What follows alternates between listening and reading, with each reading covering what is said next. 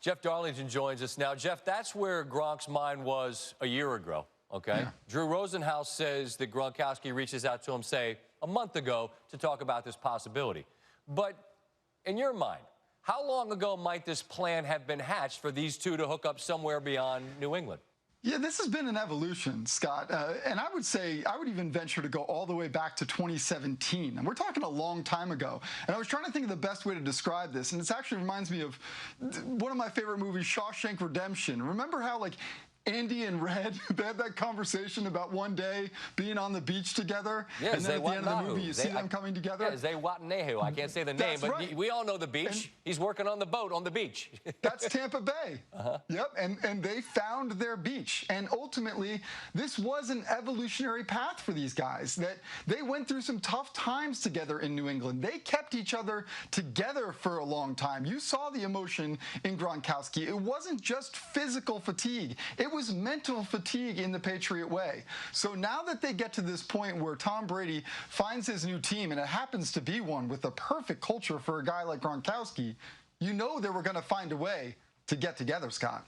I'm just writing the thing down about the tree and the fence, and I guess Brady left something under a stone for Gronkowski to find. But, like, I'm not trying to pour water on this in any way. I mean, like, I get why people would be excited about it. But are you struck at all by the way people react to this as if it's like prime Gronk and prime Brady? Like, that's who's hooking up here?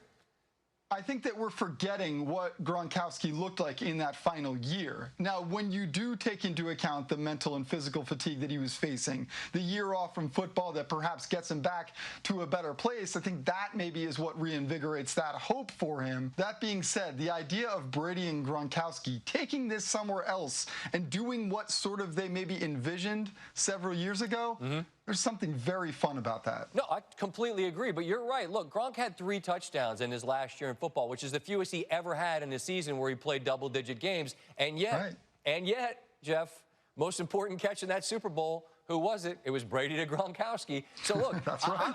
I'm intoxicated by the possibility, same as anybody else. I just think that maybe we could temper it a little bit, but maybe that's unreasonable, I guess. Yeah.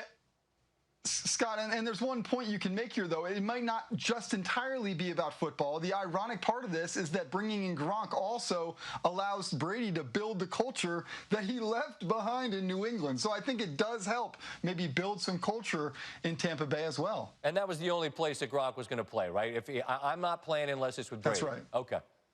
Well, there you go. It wasn't about the place. It was about the player. Understood. I'm done with Shawshank analogies, although if it's probably going to be on when I go home tonight, and I'll watch it. Jeff, be good. Stay safe, all right?